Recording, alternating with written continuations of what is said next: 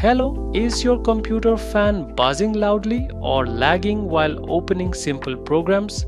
High CPU and memory usage caused by stuck background tasks is a common issue in Windows 11. You can identify and terminate these heavy background processes in just a few quick steps. Here is how to do it step by step. First, press Ctrl, Shift and Escape together on your keyboard to launch Task Manager directly. In the Processes view, look at the CPU and memory columns at the very top. Click on the CPU column header once to filter and bring the heaviest resource-draining apps to the top.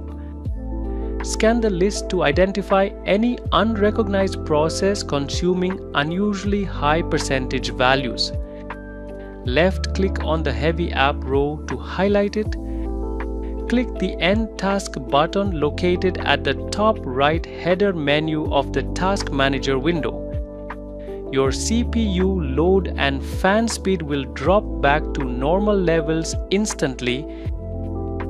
If this guide helped you, please like this video and subscribe to Tactim for more quick tech walkthroughs. See you in the next one.